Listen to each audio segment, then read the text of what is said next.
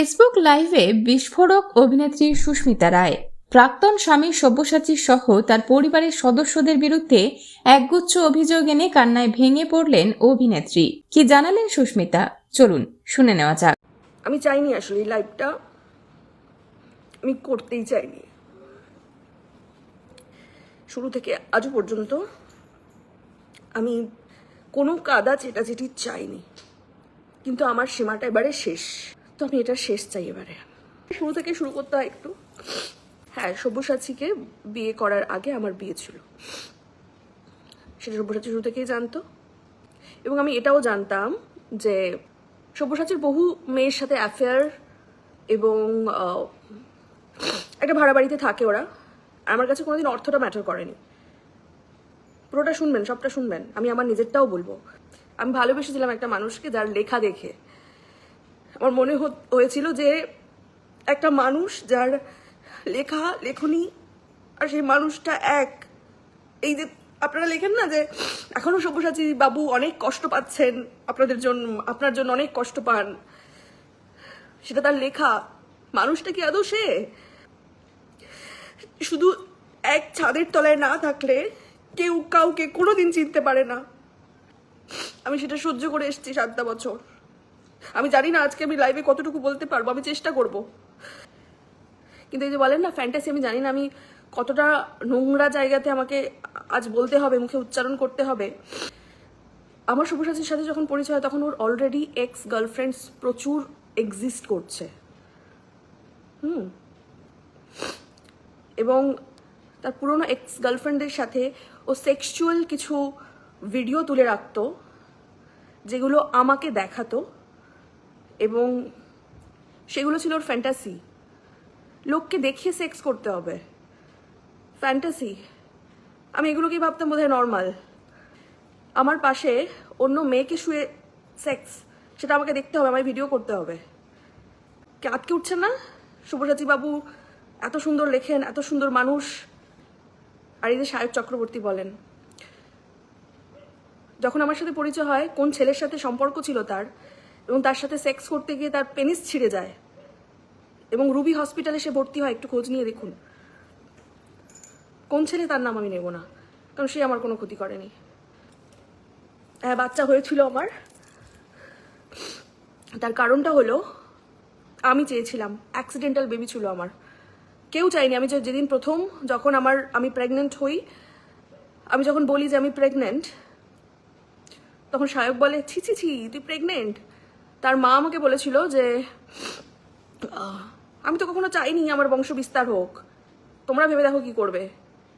বহুবার আমাকে নিয়ে যাওয়া হয়েছিল হসপিটালে, মেডিকেল হসপিটালে নিয়ে গিয়ে আমাকে অ্যাবর্শনের ওষুধ হাতে নিয়ে আমি ফিরে এসেছি। যে না, আমি কথা দিয়েছিলাম যে না, বাচ্চাটাকে বাঁচতে দাও। আমি ফিনান্সিয়ালি, আমি সামাজিকভাবে, আমি কোনো রকমভাবে আমি তোমাদের উপরে ডিপেন্ডেন্ট হব না। কোনোদিন হইও নি। যে ফ্ল্যাটটাতে আমি ভাড়া থাকতাম তার হাফ ভাড়া আমি দিতাম।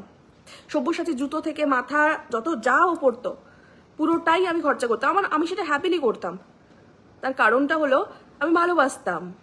হ্যাঁ, আমার আগে বিয়ে ছিল, আর সেই কথাটাই বার বলে আমাকে দিনের পর দিন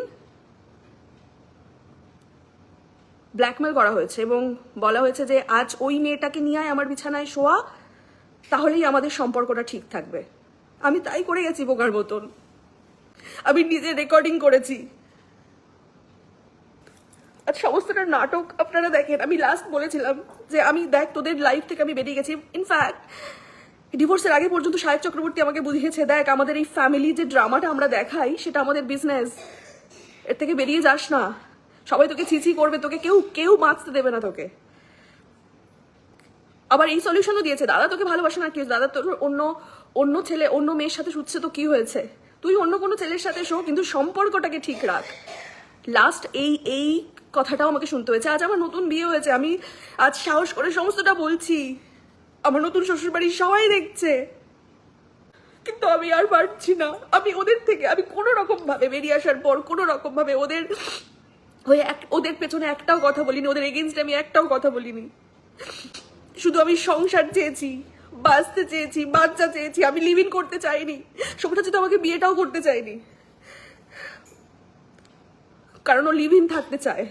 এবং সেটা পুরো ওর ফ্যামিলি সাপোর্ট করে। শুধু আমি নই, এরকম বহু মেয়েরা আছে, এরকম ওর কোলিগস থেকে, ওর ফ্রেন্ড সার্কেল থেকে বহু, যারা হয়তো মুখ খুলবে না, কারণ তাদেরও সংসার, তারা এখন কেউ কেউ সংসার করছে, তারা কেউ মুখ খুলবে না।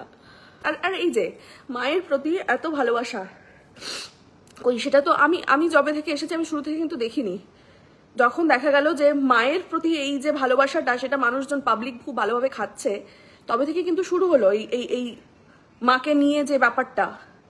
বহুবার আমাকে থ্রেট দেওয়া হয়েছে, সব্যসাচী, সায়ক, যে চক্রবর্তী ফ্যামিলির বাইরে গেলে তুই বাঁচবি না। বাচ্চা না হওয়া আর বাচ্চা না চাওয়া দুটো আলাদা, একটু কান খুলে শুনুন। যারা বলছেন না যে আমি বাচ্চার জন্য বিয়ে করেছি, তা নয়। তাহলে একটা প্রশ্ন কেন আপনার মনে আসছে না, আমার বাচ্চা যেটা হতে গিয়ে মারা গেছে সেটাও 2019-এ, আর আমাদের ডিভোর্স হচ্ছে তার কত বছর পর? তার মাঝে কোথায় ছিল? তার মাঝে তাহলে কেন বাচ্চা হয়নি? এই চক্রবর্তী ফ্যামিলি, সায়ক, সব্যসাচী, এরা কবে আমার পিছন ছাড়বে আমি সত্যি জানি না। সব্যসাচীর কোন মেয়ের সাথে কি সম্পর্ক? হ্যাঁ, আমারও সম্পর্ক ছিল, কিন্তু না, যে মুহূর্তটা আমার বিয়ে ছিল ওর সাথে, আমি কিন্তু নিতান্তই শুধু সংসারই করতে চেয়েছিলাম। আমার পরিচিত মহল সকলেই জানে যে আমি সংসারটা কতটা ভালোবাসি। আমি কাজ, সংসার, বাচ্চা ইকুয়ালি মেনটেন করে গেছি। মানে একটি বউকে নাকি দেখতে দেখতে বোর হয়ে যায় মানুষ, তারপর নাকি অন্য মেয়েকে ফ্যান্টাসি নিয়ে আসলে নাকি একটা সম্পর্ক আবার দাম্পত্য সম্পর্ক নাকি ঠিক থাকে। আমি সেটাকেই সত্যি ভাবতাম। সব্যসাচী তার কাজের জন্য কোন বসের সাথে অ্যাফেয়ার, তার সাথে বেড শেয়ার, সমস্তটাই আমার জানা। আমারও সম্পর্ক ছিল বিয়ের আগে।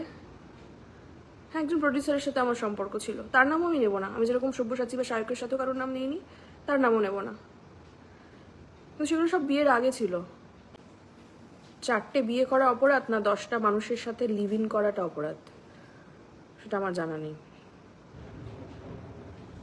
বউর সামনে অন্য মেয়ের সাথে শোয়াটা কি অপরাধ? নাকি আমি বাচ্চা চেয়েছি এটা আমার অপরাধ? আমি খারাপ, কিন্তু চক্রবর্তী ফ্যামিলি তোমরাও কিন্তু ধোয়া তুলসী পাতা নও। আমার তারও আগে বিয়ে হয়েছিল ব্যাঙ্গালোর, চলে গিয়েছিলাম সব কিছু ছেড়ে দিয়ে, কিন্তু সেখানে গিয়ে আমি জানতে পারি যে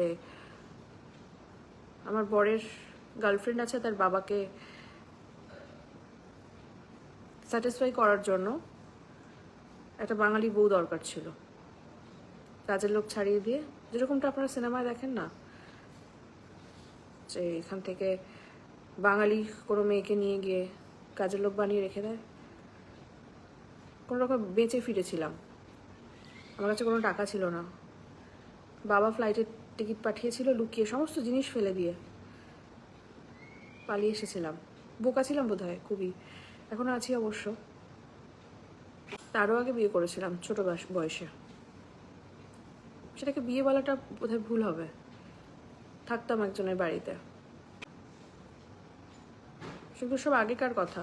আমি নিজের কথাটাও কিন্তু বলতে থামছি না, কারণ এই কথাগুলোই আমাকে দীর্ঘদিন ধরে আমাকে বলে আমাকে চুপ করানোর চেষ্টা করা হয়েছিল। আমার উপরে যা খুশি তাই করা হয়েছিল, যে আমার আগে 2টো বিয়ে ছিল। আমি তো সংসারটাই করতে চেয়েছিলাম, বাচ্চা চেয়েছিলাম, নর্মাল একটা লাইফ চেয়েছিলাম।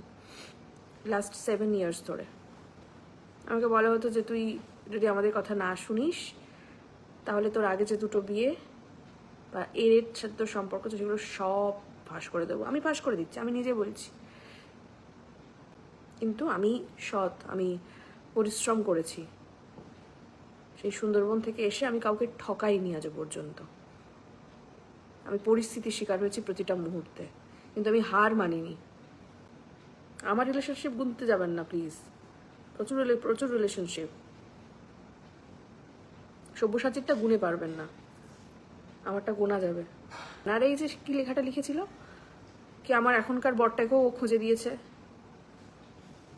কীভাবে খুঁজে দিল বলুন তো?